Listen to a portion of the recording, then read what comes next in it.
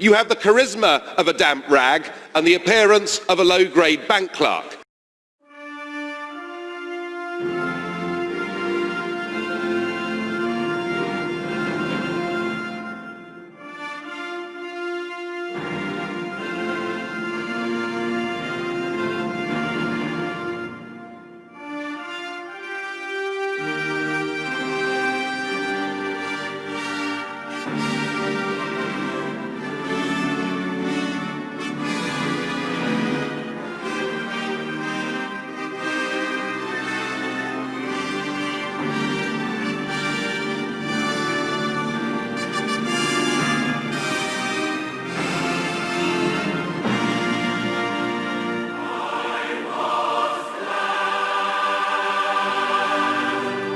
We have a difficult task before us in this country, all of us, and it will need our courage and our strength. And we shall need the sympathy and the goodwill and understanding of everyone in the country, whatever their party or beliefs. I believe we shall have that sympathy, and I'm certain that with the efforts of all, we can succeed.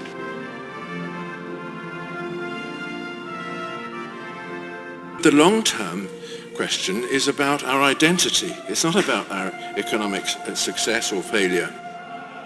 The identity of a country is that which makes it possible for it to be ruled, which enables us to accept being governed by people we didn't vote for, and to join together in crises to resolve our collective problem.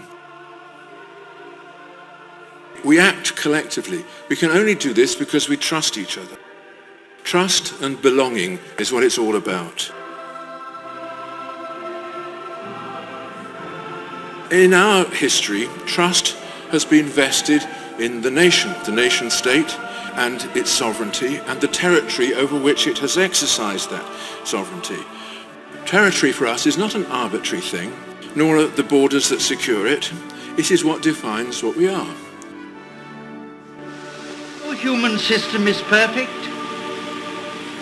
But the system of free ports, with all its faults, has built up for us the greatest international trade in the world, the greatest shipping in the world, the greatest aggregation of ports in the world, the greatest export of manufactured goods per head of the population in the whole world. Friends, Romans, countrymen, lend me your ears. Every voter must remember that the future destinies of the country and of the empire rest upon his or her decision.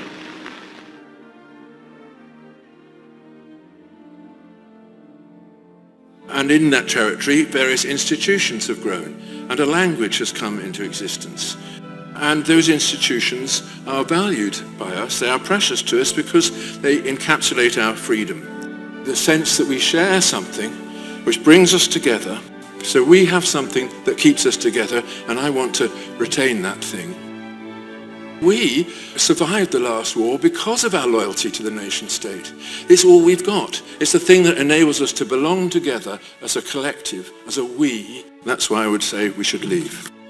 Feelings of opposition to the European Union of much longer standing than the recent feelings about the mass immigration.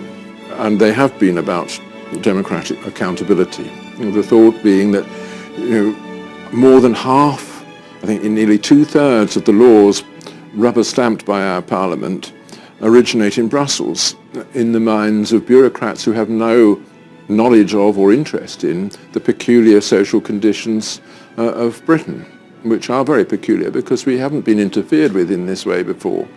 And people have resented that, and rightly, because after all, what is democracy? It is if it's not the ability of a people to decide for themselves about the laws that operate in the country that is theirs. No more financial contributions, no more European Court of Justice, no more common fisheries policy, no more being talked down to, no more being bullied, no more Guy Verhofstadt. I mean... say what's not to like. And that reference to the country, our country, is absolutely fundamental to the democratic idea.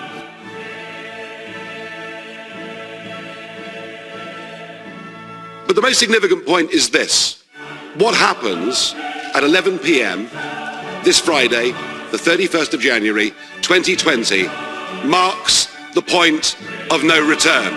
Once we've left, we are never coming back, and the rest, frankly, is detail. We're going, we will be gone.